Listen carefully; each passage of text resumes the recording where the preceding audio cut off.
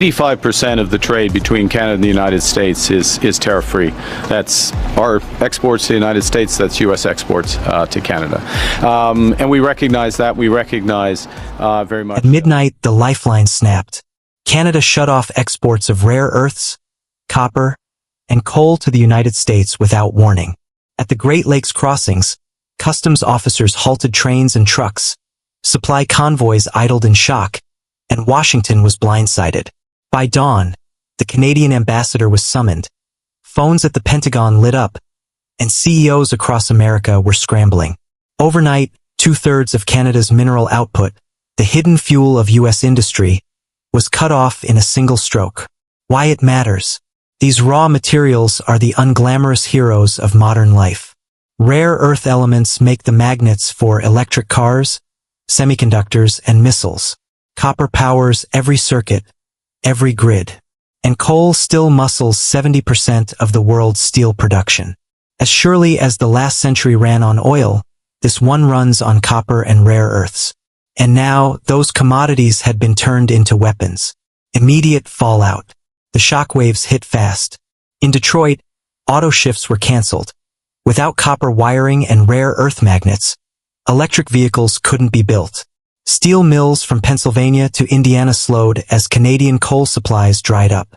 In Silicon Valley, executives warned that shortages of specialized minerals could stall everything from 5G rollout to artificial intelligence systems. Within days, factory lines went silent. For American workers, that meant sudden furloughs, layoffs, and shrinking paychecks, while costs of cars, homes, and even groceries climbed. The human toll. On Main Street, the abstract supply shock turned painfully real. A steel mill town in Ohio went quiet after generations of non-stop production. The diner down the street sat empty.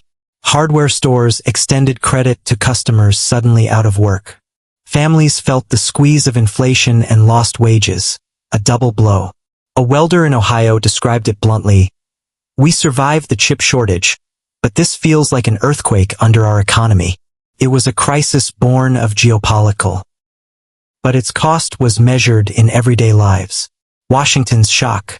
For years, Donald Trump's America First doctrine had leaned on tariffs to force manufacturing back home. But the strategy backfired. Canada's embargo revealed just how dependent U.S. factories remained on cross-border supply chains. The Pentagon warned that modern weapons, from F-35 jets to submarines, all required tons of rare earths now cut off. Defense contractors quietly admitted, without new sources, missile and aircraft production could grind to a halt. What began as a trade spat had escalated into a national security emergency. Global ripple. Around the world, others moved fast. Germany, Japan, and South Korea rushed envoys to Ottawa to secure long-term supply deals. China gloated that Washington was being crippled without Beijing lifting a finger. Markets panicked. Copper and rare earth prices spiked to record highs. Wall Street indices plunged, and analysts warned of a resource-driven recession. For the first time in decades, Americans were being forced to think about where the materials inside their cars, phones, and homes actually came from. Canada's stand. For Canada, this was a moment of transformation. Long overshadowed by its giant neighbor, it now wielded its resources like a diplomatic sword.